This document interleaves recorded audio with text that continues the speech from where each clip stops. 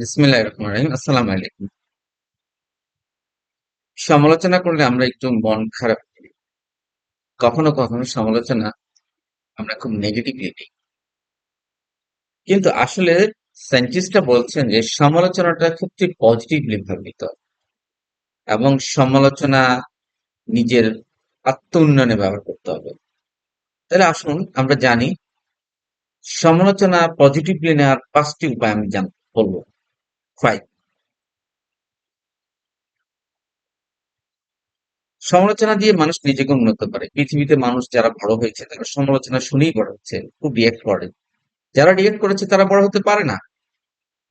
তা আসুন জানি, সমালোচনা করলে সঙ্গে সঙ্গে প্রতিক্রিয়া প্রয়োগ করা উচিত নয়। সমালোচনা করলে সঙ্গে সঙ্গে কিছু একদম মুখের উপরে কথা না বলে একটু থামুন। গভীর শ্বাস নিন। নিজেকে কয়েক সেকেন্ড সময় দিন। ৩০টা সেকেন্ড। এতে আপনার রাগ কমবে, সমালোচনাটা আপনি সহজে নিবেন এবং সমালোচনার পজিটিভ উত্তরটা দিতে পারবেন। সমালোচনা ২ নম্বর পয়েন্ট হলো সমালোচনা কখনো ব্যক্তিগতভাবে নিতে নাই। সমালোচনার সাথে মিশতে হবে যুক্তি, আলোচনা, ভিন্ন দৃষ্টিভঙ্গি, এগুলি নিয়ে চিন্তা করুন। ভাবুন সমালোচনা কি আপনাকে আঘাত করার জন্য করেছে না আপনার উন্নতির জন্য করেছে? সমালোচনা কি হিংসাগ্রস্ত করেছে না আপনাকে আসলে প্র্যাকটিক্যালি আপনি কিছু একটা করেন, ডেভেলপ করেন, নিজেকে গুছান, সেটার জন্য করেছে? এবং সমালোচনাটা কতটুকু সত্য সেটাও এনালাইসিস করুন। যদি ১ম মনে হয় যে এটা একটা জাস্ট সমালোচনা, আপনাকে হিংসা করছে বা আপনার ক্যারিয়ার দেখে, আপনাকে দেখে, তাহলে এটা এড়িয়ে যান। এগুলি নিয়ে চিন্তা করার দরকার নাই। কারণ মানুষের হিংসা থাকবেই। মানুষ আপনাকে, যারা আপনাকে নেগেটিভলি দেখে তারা আপনার সমালোচনা করবেই। এগুলি সমালোচনার সংজ্ঞায় পড়ে না, সায়েন্টিস্টরা বলছেন। এগুলি ঈর্ষা থেকে তৈরি হয়। এগুলি ঝগড়া সৃষ্টি করার জন্য তৈরি হয়। আপনি ধৈর্য ধারণ করবেন। এটা আপনার পজিটিভ। কিন্তু যদি আপনার উন্নতির জন্য বলা হয়, আপনার ডেভেলপ, আপনার কাজের স্কিল, দক্ষতা বাড়ানোর জন্য বলা হয়, সেটা সাদরে গ্রহণ করার মানসিকতা আপনার মধ্যে থাকতে হবে এবং এই মানসিকতা আপনাকে বড় করবে। সমালোচনা হলে সঙ্গে সঙ্গে অ্যান্সার না দিয়ে ৩ নম্বর হলো মন দিয়ে শুনুন। অনেকে সমালোচনা শোনার সাথে সাথে প্রতিরোধ করে ফেলেন।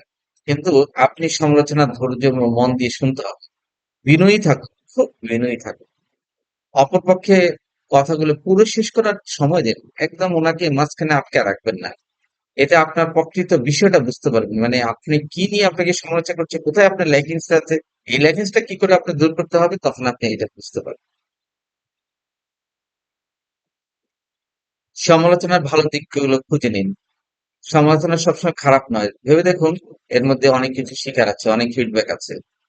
নিজের উন্নতির অনেক জায়গা আছে।